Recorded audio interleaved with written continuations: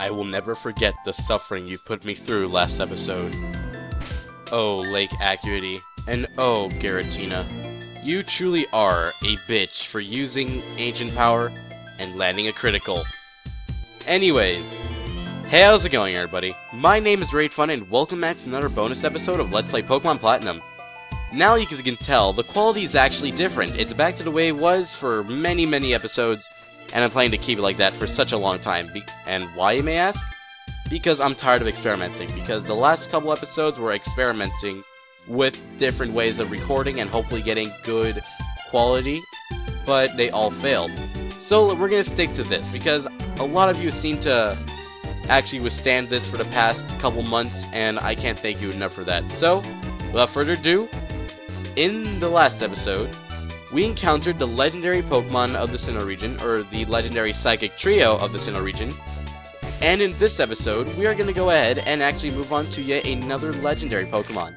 Now, the one I want to go to would be located around Eterna City, and this one is a little bit creepy, if I do say so myself. Or at least the area behind it's a little bit creepy. So welcome back to Eterna City. We haven't been here in forever, and there's actually something I'd like to do here a little later, but I'd like to hold that off for now at least. So on Route 205, we're back here with all the fishermen, but where we really want to go is in Eterna Forest. And why? Over here, guess who it is? Hiya! Were you intrigued by the rumors going around too? You know, people have been talking about the ghost Pokemon of the Old Chateau. I've been hearing rumors about sinister shadows too. I should check it out myself, but going in there is, well, you know, being that I'm a gym leader, I'm always busy. So since I'm so busy, I can't go in. It's not because I'm scared. So good luck with your investigation and stuff.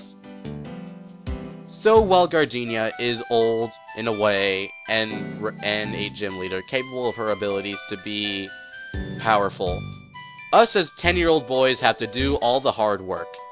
So right off the bat, as you can see, there's a tree here that we can cut, and I actually taught Giratina the move Cut, mainly because I don't really plan on using Giratina for anything other than just demonstrative purposes.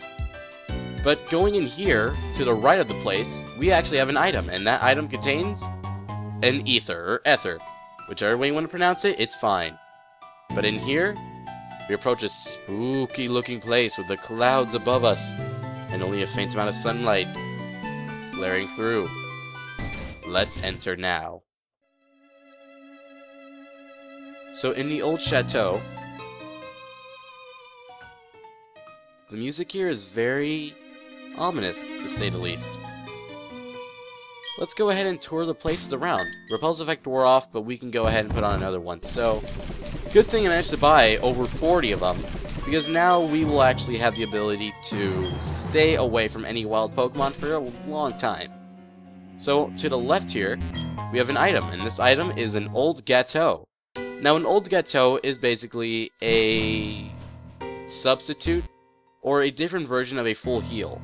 It's only meant for healing your Pokemon's abilities, and other than that, there's nothing else to it. In here we have just this empty room, but there's a book here that actually has something kind of intriguing. It's an old notebook. There's something scrawled in it. Something so shall make off if the mot. The rest of the pages are blank. Already a spooky feel towards this place. What next? Who knows? Let's head down here and see what we can infer from the statue. It appears as if it's glaring. Another scary feature. But here on the bottom floor, we have this nice looking living room. Looks a lot like it was meant for huge parties and stuff.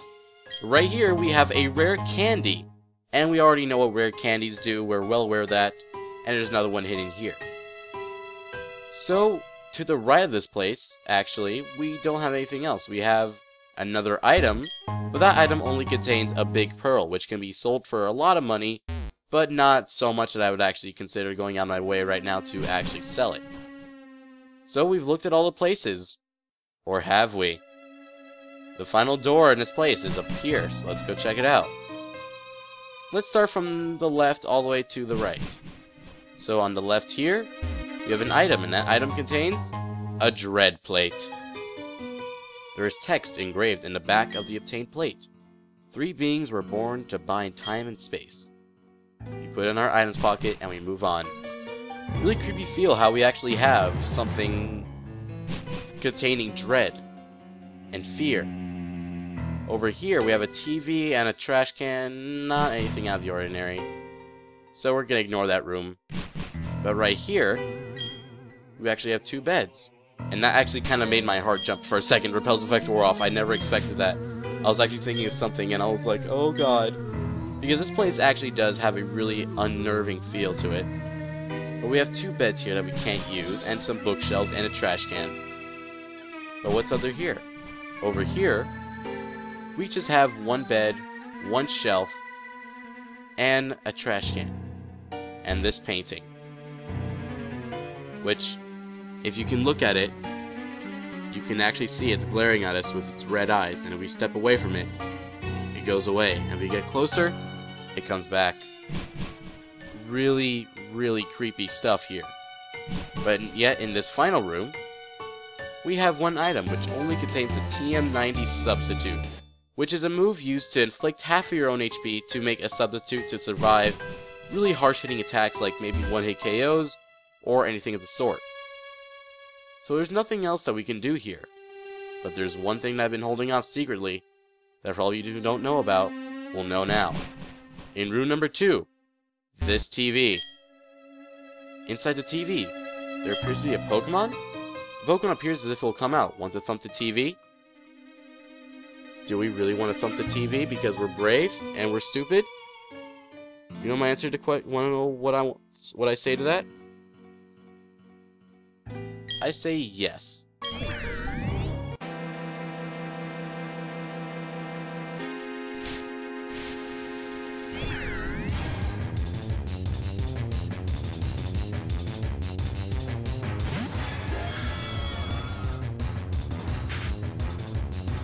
Welcome to yet another legendary Pokemon battle versus Rotom. Rotom is only level 20. So why is this Pokemon such a big deal? Well, it is a legendary and you can only get it once. Fun fact about this Pokemon, you can actually obtain this way before the end of the game. At the very earliest opportunity, you can get it at night after you've obtained Cut and the Forest Badge from Eterna City Gym. So right off the bat, we don't really want to do anything. We just simply want to use one of our Pokeballs and catch it. So let's use an Ultra Ball right now because there's actually something I'd like to do after this. So let's see. 1, 2, 3, got it. Simple as that. Rotom is a very easy Pokemon to obtain, but it is still pretty nice to have. It's an easy legendary to get, and we're not going to give a nickname to Rotom. But what we're going to do now is that we're going to go cut ahead to any near PC box because I'd like to obtain it and do something with it. So, let's get out of this place and I'll see you guys in just a second. Okay, so now in Eterna City's PC, we can actually go ahead and take out Rotom from its box.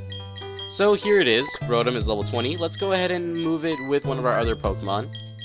I don't think we'll be needing Giratina anymore, so it was nice having you, Giratina. It was nice showing you off for a little bit, but I think Rotom will take your place for a little bit. If we ever need Cut again, or if you just want to see something which we're going to get to a little bit later, you will be included. But for now, farewell. Enjoy being next to Doofer version 2's tail. So now we can actually go ahead and take an overview of Rotom. So, Rotom, right here, level 20, and is genderless, only 53 HP. And its stats, as you can see, its physical attack is pretty much the weakest to it. Everything else is very well balanced, and actually very high in stats. Its moves are very, very simple, Thunder Shock, Confuse Ray, Uproar, and Double Team. But that's not the reason why this Pokemon is so unique than all the others. And I'm going to improve that right now. So, you want to go to any place or any PC, or not PC, but any Pokemart, and this is where we're actually going to start using a method of cheating, which is not really that good. But let's enter this Pokemart, and inside we have a person here we have not seen before. It's a green guy in a green hat with a package. Good evening, you must be Sebastian. I've received a gift for you. Here you go. And with that, we obtained the secret key. We look forward to your next visit. So, now we have the secret key. That's actually the first of the many event items that we could have possibly obtained in this game. And you may be thinking exactly what we can do with it. Well, I will show you in just a second. Okay, now there's actually more convenience to why we're in Eterna City than anywhere else. The reason why I've stopped here instead of any other place is because our next destination is the Galactic Building in Eterna City itself. So now the cool thing is, we got rid of Giratina, new cut, and we need cut to get in. 1 minute. Okay, Manny, you're only gonna be gone for a few episodes at the most. I'm gonna try and get you back at the next episode, but I really need to get Bitch for a minute. Because we have to go back and actually cut that tree, and I do not want to teach it to Torterra because that would be a waste, because Torterra is one of my finer Pokemon. Okay, so after a whole 10 steps away, we can actually use Cut on these trees. So once we go ahead and use Cut, we can enter the building, but there's a little secret surprise for us. So on the first floor, there's actually been something a little bit renovated that we have not seen before.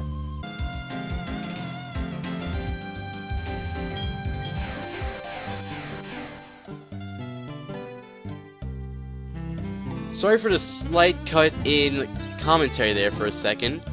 There was just something that I needed to do, and something happened. So, sorry about that, and I went ahead and unknowingly did that. But if you use the secret key on that one little portion of the wall, hence the reason why it's called a secret key, you can use it there, and it'll unravel this passageway. Now once we go inside, there are 5 different items here for us to pick. Now, I'm going to go ahead and explain exactly what these do and why they're here. So first of all, the reason why Rotom is actually so unique is because this Pokemon can transform into 5 different forms, having a total of 6, including its original self. What we have here is a microwave, and with the microwave, we can transform Rotom into the Heat Rotom, and there will be pictures on screen for all the different forms of Rotom, so just letting you know in case you want to see them, because I'm only going to be picking one at the very end.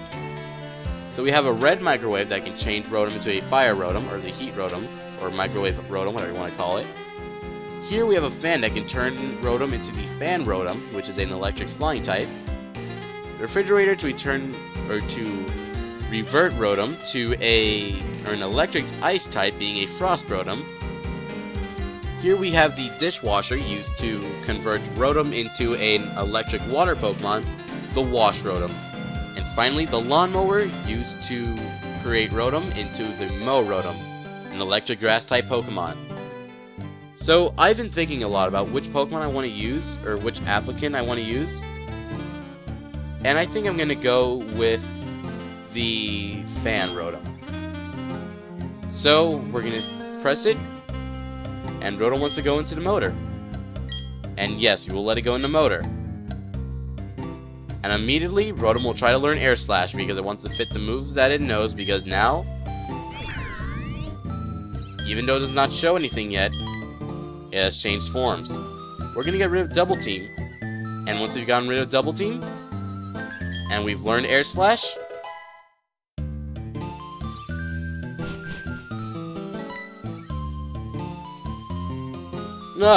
imagine finding you here, because I was just on my merry way and I found the Galactic Building open. You must be eager to fill your Pokedex to be searching even here. What am I doing? I'm stalking you, and knowing a professor I know in Eterna, that I visit so very often. He tells me intriguing rumors of rare Pokemon sightings and such. A Pokemon that slips into electric appliances, you say? That is somewhat off from what I've heard about it. This is what I've heard. Long ago, there was a Pokemon that merged with a tiny robot. Should that Pokemon be recognized as a new species or not? Debates over the issues were about to start when they were rendered not. The very topic of discussion, the Pokemon-infused robot, disappeared. Anyway, this Rotom. What an interesting Pokemon. So, you say it enters an appliance and essentially merges with the device. In the process, it may also learn new moves. In a way, I suppose it could be a thought of as a mechanical Pokemon. Though it is utterly unique, it is undeniably a form of Pokemon. Fine, so be it. No matter how old one gets, there will always be new Pokemon discoveries. Take a guess, Sebastian, yes. So now that we have Fan Rotom, we can see it has changed forms. And there it is. It is still an electric ghost type, but there's something different about this. In Generation 4, despite it learning moves that are related to what it just became, it will always stay an electric ghost type Pokemon no matter what. In Generation 5, they fixed it, and whenever you convert a Pokemon like this into the other generations, it will become an electric type, and it will have the subtype of the desired appliance that it was originally put into. So now its stats have changed dramatically. As you can see, it's no longer well balanced. It has a little bit more attack. Its defense is greatly increased. And we can actually come here anytime and switch out the Pokemon for something different. So we can actually put we can actually put the Rotom into the motor, and in doing so, we now have the Microwave Rotom, being an electric ghost type still, but if it was Generation 5, electric fire. I would show off all of them, but I'd rather just put the pictures up on screen because it's a little bit easier for me to do now, and it's going to be so much harder for me to do later on. But other than that, I think we're going to call it an episode here. So next time on Let's Play Pokemon Platinum, we're going to go ahead and look for more legendary Pokemon to catch here in the Sinnoh region. Thank you all for watching, and I'll see you guys next time.